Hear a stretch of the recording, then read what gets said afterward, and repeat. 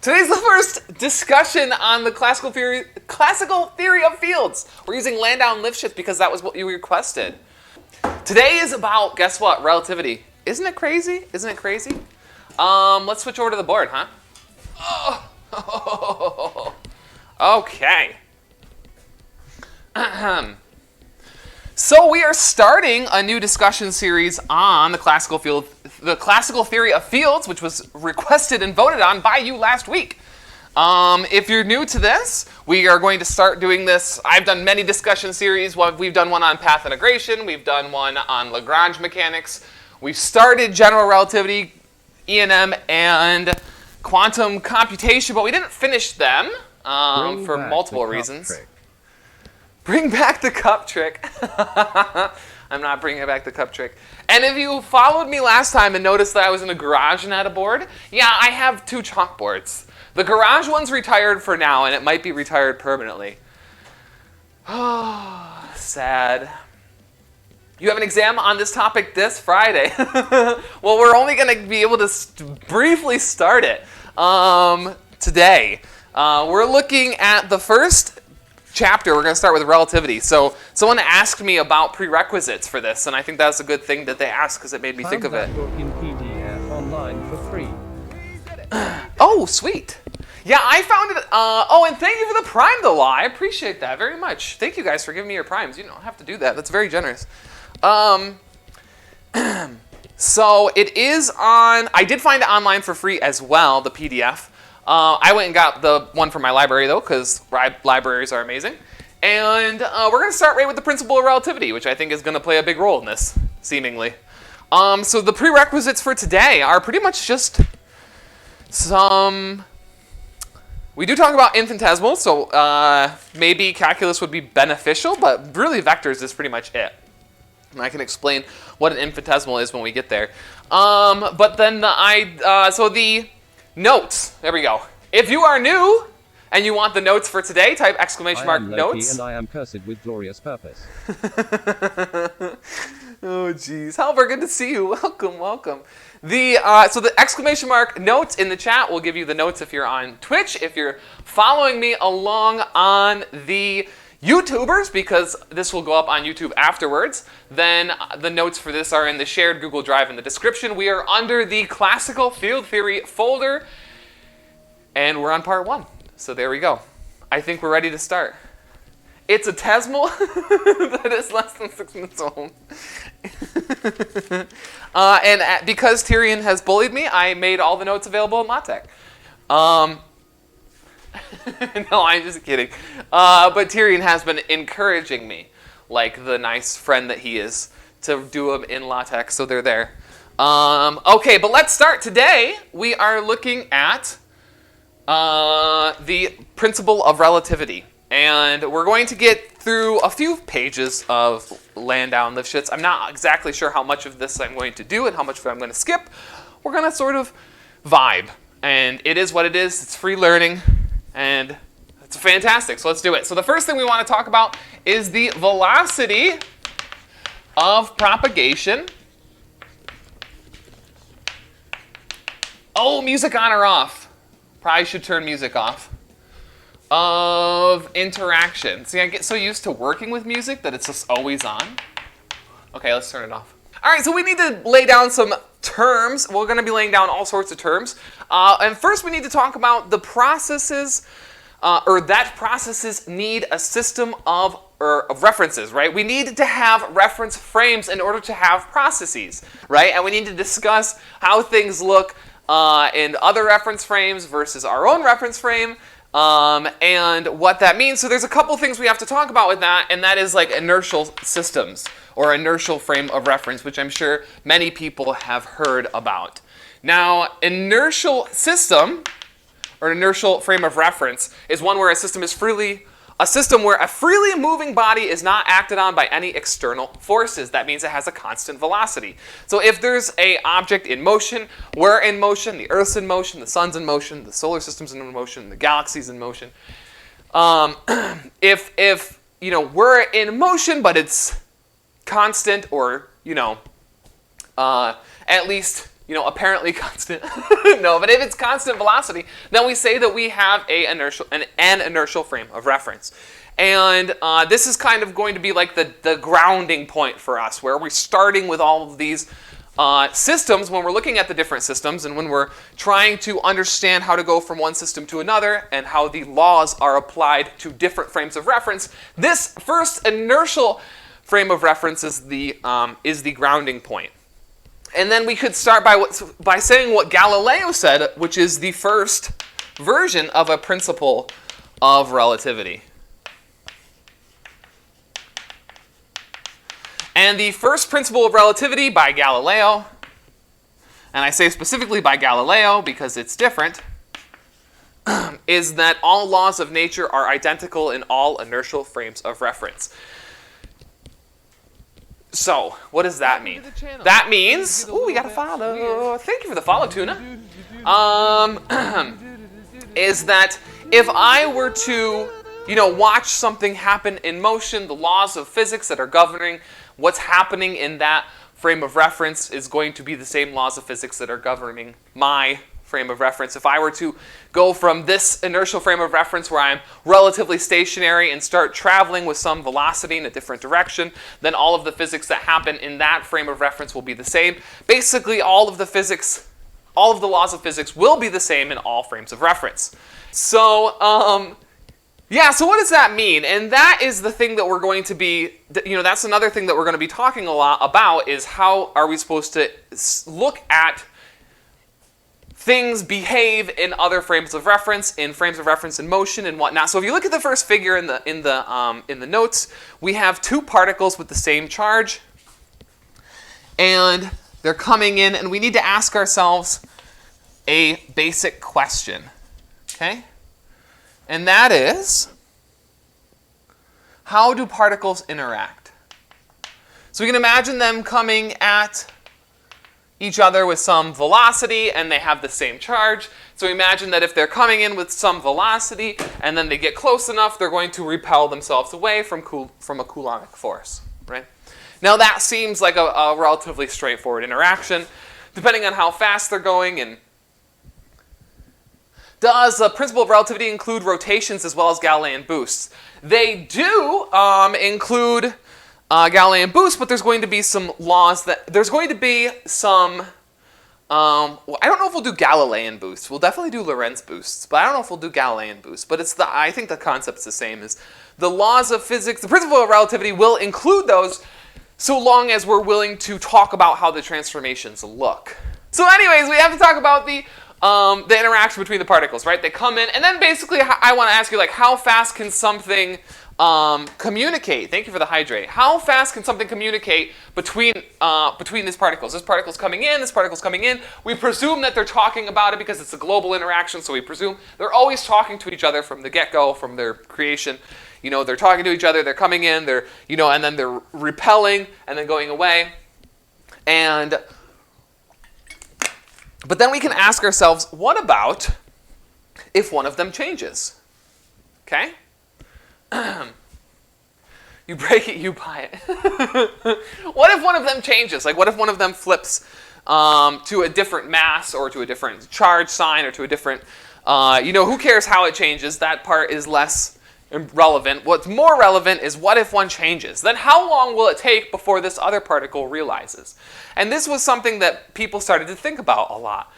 And we can write it down as the velocity of propagation of interaction, or we can rewrite, or we can just call it signal velocity.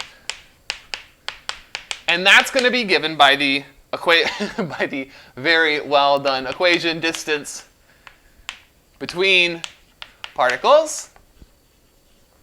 I'm out of room. We'll just write part divided by time interval. Woo. Time, juicy time, interval until change, right? So the time interval until they change versus the distance between the particles. Now, under the Galilean principle of relativity, everything was done instantaneously, right? Okay, bye, Not. Have a good one. Thanks for being here. Are they always repelling each other just more efficiently and close by? Near contact, yes. They are always repelling each other from far away. That's how we discuss it, right? And then as they get closer and closer, that force becomes much more, much stronger. Coco, thank you for the follow. Coco Loco. Thank you for the follow. As they become much closer, because it's, Coulombic force is proportional to 1 over r squared. As r gets very small, the force gets much stronger. So we imagine that that there's some force between them very far away, and as it gets closer, it gets much stronger. Now, but again, that switching of the particle and then how long it takes to change like the direction of the second particle or whatnot would be the signal velocity. And so like I said, under Galilean's principle of relativity, we are under the assumption, just like we talked about in Newtonian mechanics, which we'll talk about in a second, Newtonian mechanics and Galilean principle of relativity all include time as an absolute, which means that this interaction has to happen instantaneously. Okay? Now, if this happens instantaneously, that's all well and good. However, we get really dicey when we want to start adding velocities together. Okay? When you add a velocity together, or when let me say, imagine you're driving down a car, okay? And you take a ball, or let's do a rubber band. You're driving down the road in a car. Did I say you're driving down a car? You're driving down the road in a car, right? And then you shoot a rubber band out, okay? Now, the velocity of that rubber band is going to be faster than if you're just sitting still shooting rubber bands, right? Because you add the two velocities together. And, so that's all well and good under Newtonian mechanics, but now we get into this problem where, well, what happens when you have, when you have an interaction like this, okay? And you send the two particles and they're coming at each other, and then this one flips to, let's just say sine. Again, who cares how? It just does, okay? And it flips sine. Okay? Well, then it's going to send that information to this particle. It's going to send the information to this particle. However, if it's heading towards the particle, then the information is going to travel at a faster rate. Right? So that means that this interaction, the Coulombic force, is going to change. It's going to be more effective if a particle is going towards another one and it changes, versus if it's going away from another one, it's got to send the information backwards, right? Then the velocities are going to add negatively, and the signal is going to take longer to reach this one. So in the same system, in different frames of reference, you have something different happening. The Coulombic force is acting differently. And that's not good. That's not good. No. We can't have that. So, how do we adjust that? And the idea is that we say there must be one maximum speed at which signals can be transferred back and forth. So the velocity of propagation of interaction, the signal velocity must take place at one velocity. Anybody guess what that velocity is going to be? Yeah, it's the speed of light, right?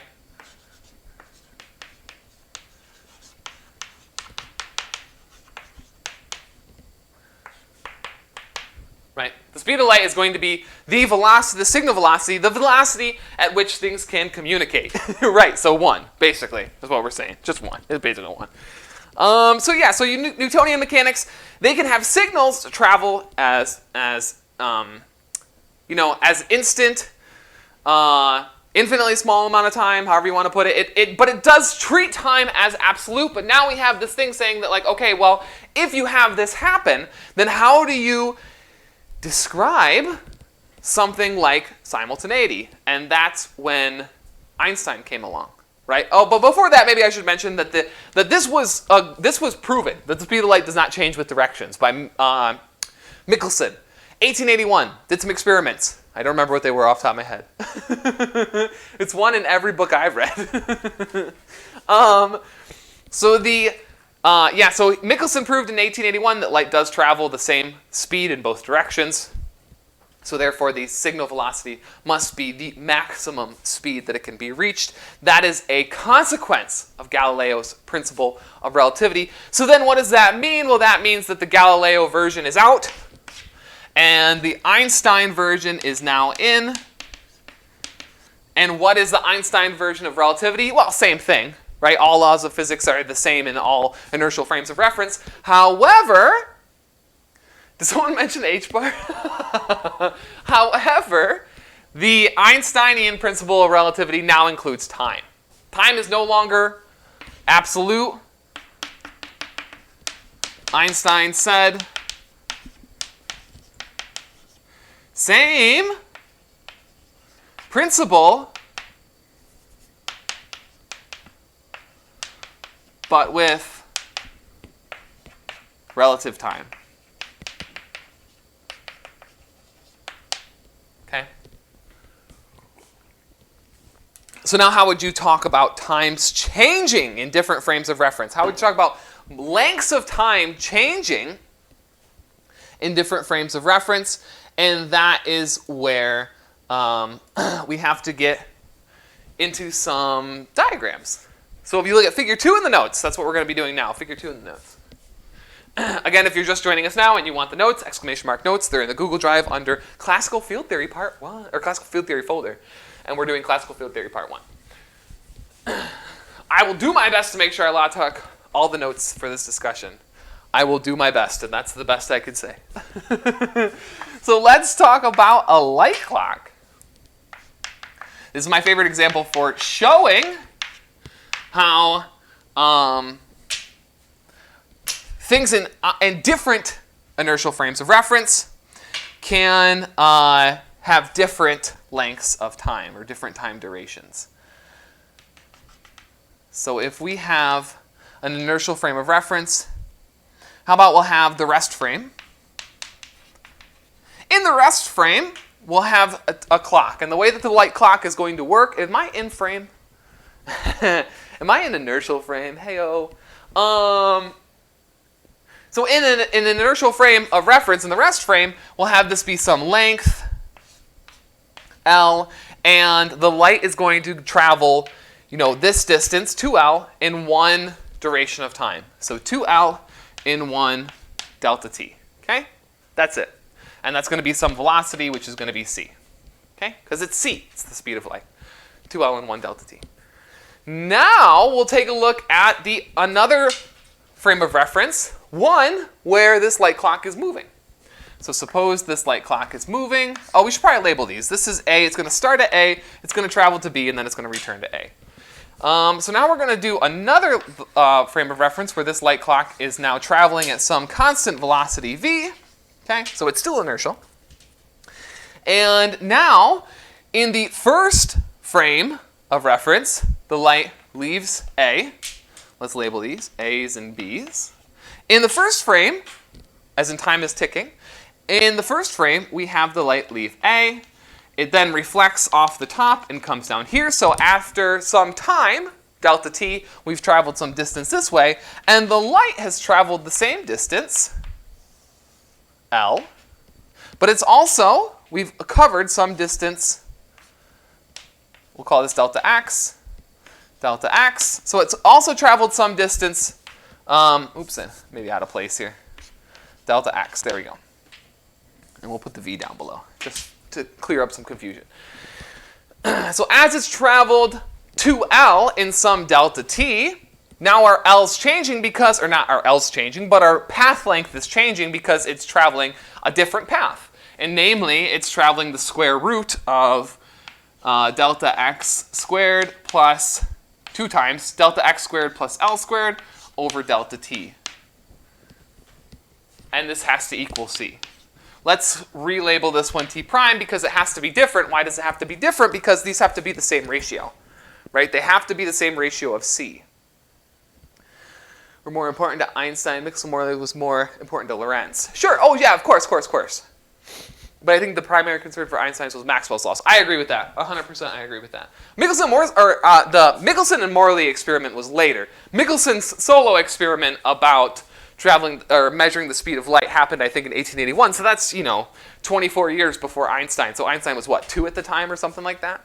So I'm certain that, when Einstein came of age, he wasn't super concerned with what was going on with Michelson's experiment, but I definitely can guarantee you that everybody was confident the speed of light does not change in different frames of reference.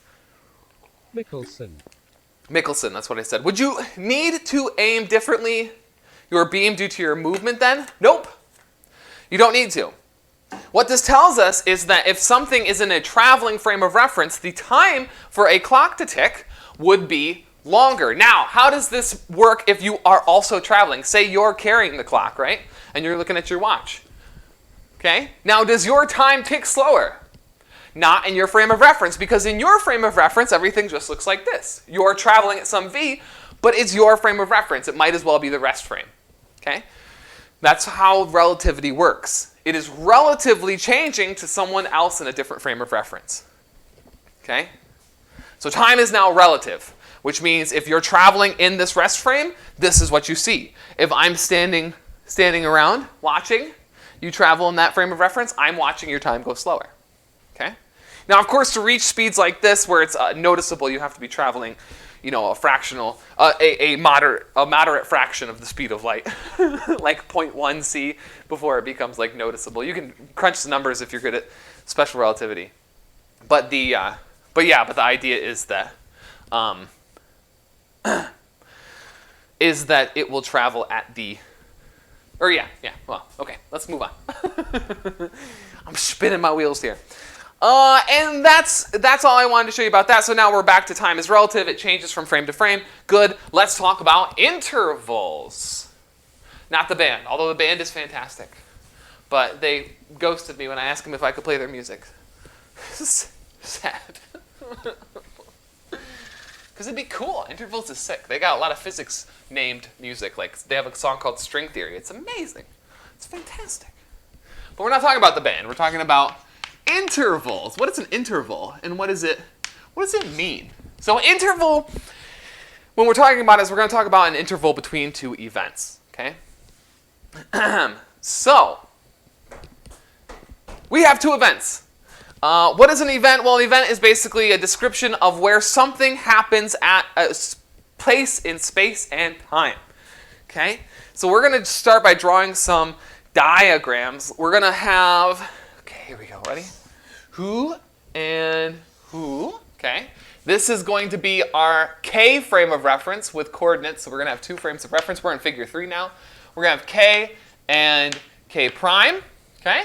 And this is the X direction in K. And then we'll have a primed frame of reference that looks like this. Okay? Cha-cha and cha-cha. I know it's not the best. Just pretend it is the best that you've ever seen. And you're all very impressed with me. Here we go. And there's the frame of reference in motion. So K is something is traveling at some velocity v, and the frame of reference in that object as it's traveling is K prime. Okay, now let's have two events. Okay, we'll have this event right here and this event right here. Actually, let's make it. Can I try to make it closer to 45 degrees? Okay, let's do that. We'll have this be 1 and this be 2. Now, the coordinates for these events in both of the reference frames, I don't know why I would start with 2. Let's start with 1. In the K reference frame, the coordinates would be 0, or T, there we go, T1, X1, Y1, and Z1. Now, I have drawn a 2-dimensional graph, and I have labeled 4 dimensions on Juice. Good to see you. Welcome, welcome, welcome. So you can easily extend this to 4 dimensions, right? We have 3 spatial and 1 time. Obviously, the pictures of that are difficult to draw or imagine, but you can just do it, right? You can just do it. You can imagine extending this to an X and Y by just having a 3-dimensional coordinate system where now the dimension going away from the board is Y, and then you have 2 dimensions of space, 1 dimension of time. So imagine just doing it one more time, right? And now we're in 3 dimensions of space and 1 dimension of time. So I'm going to use all of these coordinates, and you'll have to use your imagination to realize that this is 2 dimensions on a 2-dimensional board, and we're going to be extending it to 3 dimensions. Or, I'm sorry, 4 dimensions. 1 of time and 3 of space. And then for K prime in the... for K prime on event 1, we have T1 prime, X1 prime, Y1 prime. Ooh, switching boards. Ooh, so cringy. Z1 prime. And then for our 2 coordinates, we have T2, X2, Y2, and Z2. And then for our primed coordinates at event 2, we have T2 prime, X2 prime, Y2 prime, and Z2 prime. Again, the notes are available, exclamation mark notes, if you are interested in following along. Gotta stop, not do bras and cats right now. Not yet, Eric. Not yet. Okay. Then, what we can do is we can talk about the distance between events. So I want to do that. I want to say, okay, well, there's clearly some distance between these 2 events. Okay? What is that distance between these 2 events? And we can say if we do X for, or red, excuse me, for our K coordinates and blue for our K prime coordinates, then we can see that this has an X coordinate right here and a T coordinate right here, and then 2 has an X coordinate right here and a T coordinate right here. So how can we measure the difference in the K frame of reference? And it's relatively straightforward. It's much what you would think. We're using something similar or akin to the Pythagorean theorem. So this is probably better written as CT, okay, just so we're on that page. And the T will play a very specific role, kind of defining why this is all possible, which is something that Sean Carroll says in his book, which I think is fantastic. But we're not there yet. We're not there yet. And it's just going to be the differences in these coordinates squared. And there's also going to be Y and Z. And because the book is using plus, minus, minus, minus, so will I, who would switch it from the book despite personal beliefs. And this whole thing is brought to 1/2. Hopefully you guys can see that in the top right corner.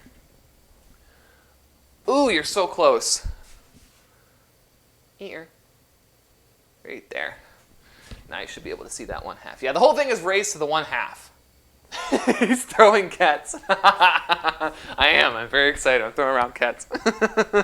Okay, so this is our interval. This is how we define our interval. Now, what happens if we have it set up in just the right way so that we have a signal velocity?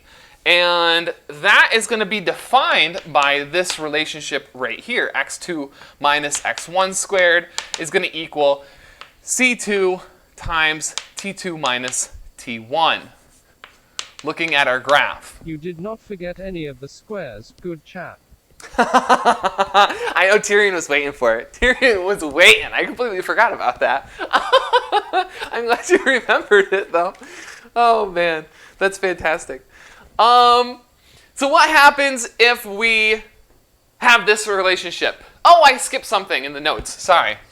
Let's take a side break from this. This is great and all for like distances traveled and things, but oftentimes physicists don't want to do just big distances, right? We want to talk about infinitesimals. Why? Why do we want to talk about infinitesimals? Well, because it's just easy to do the physics with infinitesimals, right?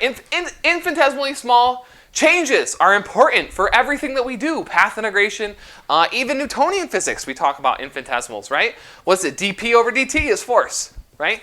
That's the force equation that you want to talk about. So infinitesimals are incredibly important. So there is an infinitesimals form for this, and it's the much more popular, the one that you've probably all seen from special relativity and remember it because you all is bright.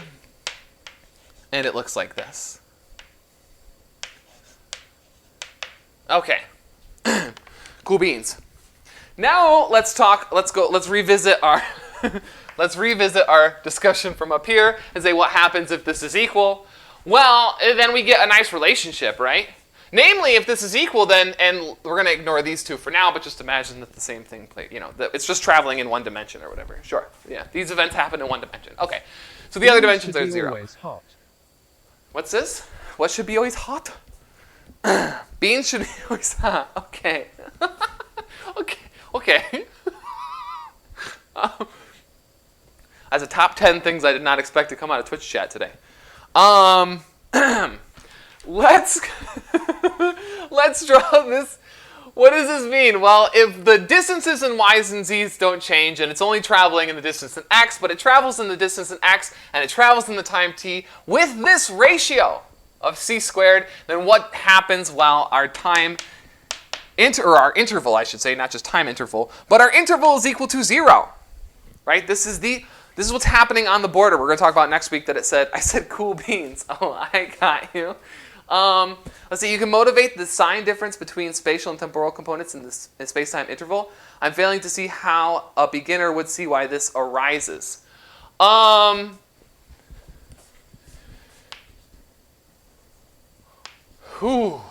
I motivate that without not yet?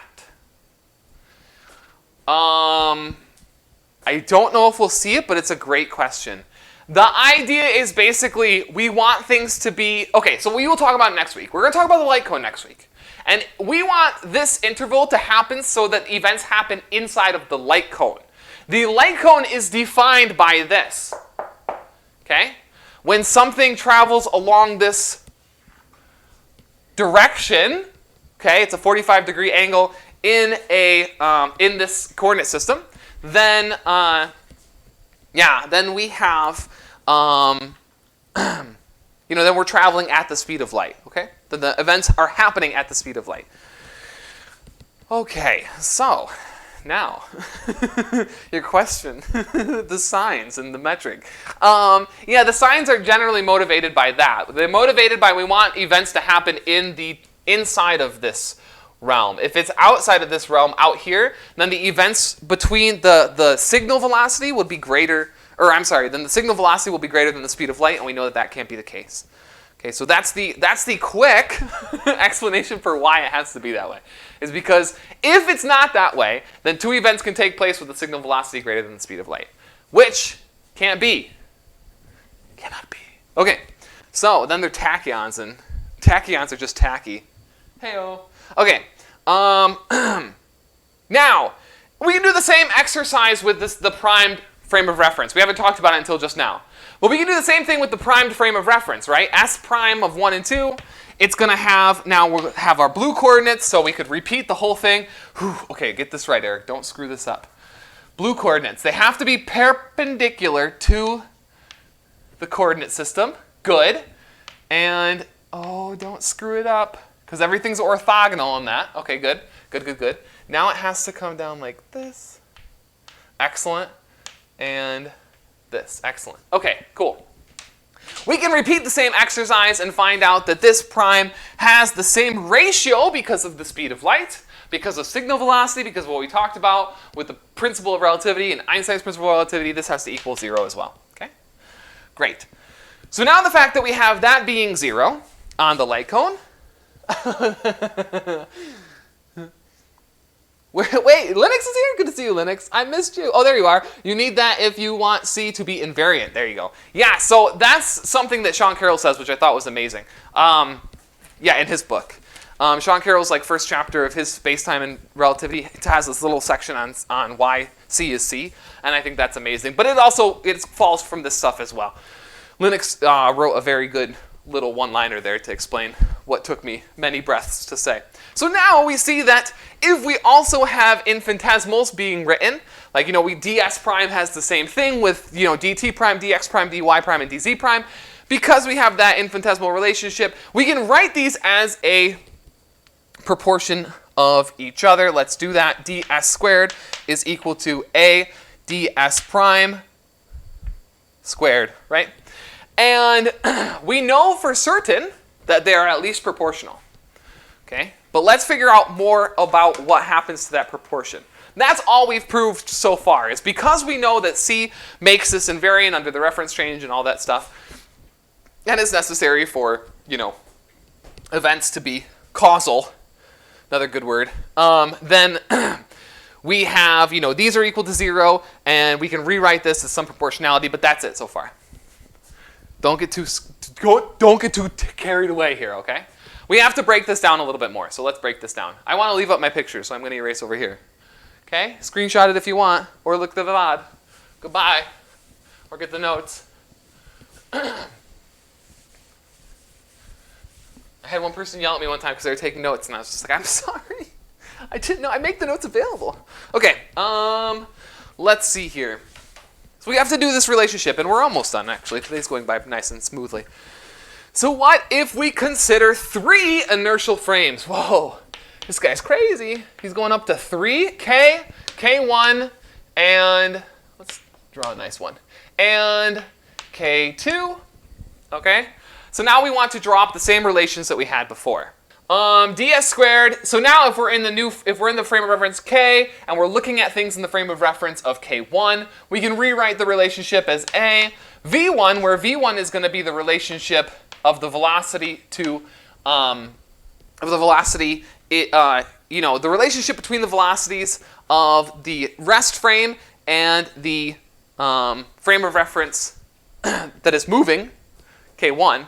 Now, the other thing I should say about this is this proportion has to be constant, not constant, it has to be a function of the value, the magnitude of V. So this is a function